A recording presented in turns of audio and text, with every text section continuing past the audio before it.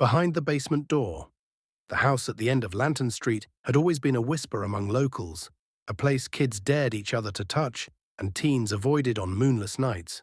But for Marcus and his sister Eliza, it became home, at least temporarily. Their parents, both professors of architecture, had taken a sabbatical to restore the long-abandoned Victorian estate. A diamond in the rough, their father had called it.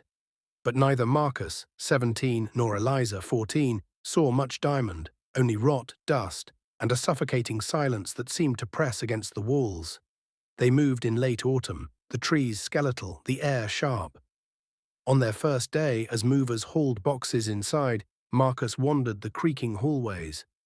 He noticed it almost immediately, the basement door. It stood oddly flush with the wall, its handle tarnished, the frame slightly charred as if it had once been on fire.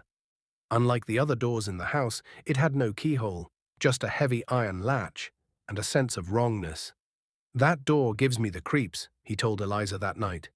They were sharing the same room until renovations finished. "It feels like it's watching." Eliza laughed, but not fully. "Well, don't open it then." "I tried," Marcus said. "It won't budge, like it's glued shut." The first night passed uneventfully, aside from the groaning of the old house. But on the second night, Marcus awoke to scratching, faint, slow, coming from beneath them. From the basement. He held his breath. Was it rats? Or maybe a raccoon trapped inside? The noise stopped when he sat up. By morning, he convinced himself it was nothing, but when Eliza said she dreamed of someone whispering her name through the floorboards, Marcus felt a chill deeper than the weather outside. Days passed. The air inside the house grew heavier, as though the walls themselves were holding their breath.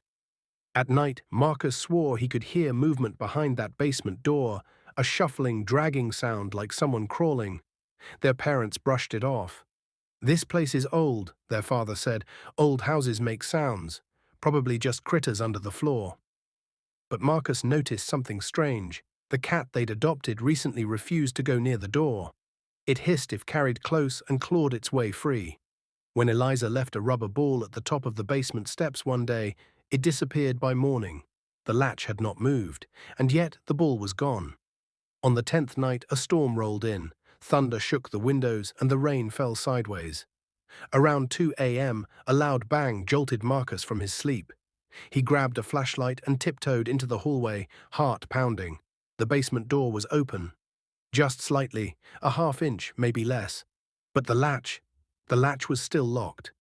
"Eliza," he whispered, waking her up. Together they stood in front of the door. Cold air leaked from the crack, damp and thick like the breath of something old. "We should wake Mom and Dad," Eliza whispered. Marcus shook his head. "We'll just look. One quick look." He grabbed the biggest kitchen knife he could find and returned to the door. He pressed his fingers to the edge and pushed. It opened silently. The flashlight beam danced down a narrow staircase, steep and lined with crumbling bricks. The scent of mildew, mold, and something metallic rose to meet them. The walls felt tighter with each step. Halfway down, the air grew colder. Eliza clutched his sleeve. "Do you hear that?" Marcus did, a faint breathing, not theirs. Slow, wet, coming from the bottom of the stairs. "Turn around," Eliza said. Marcus agreed. They scrambled back up, slammed the door shut, and pushed a heavy dresser in front of it. Neither of them slept. The next morning, their parents were angry. "You're letting your imaginations run wild," their father said. "You're both grounded." That night, the scratching returned, louder, and now there was whispering. Marcus lay awake, gripping his blanket, trying to make out the words. "Let me out," it hissed. "I'm so cold." He covered his ears. The following morning, they found claw marks on the inside of the basement door. Deep, ragged, as though made by fingers, but human fingers didn't leave scratches that long.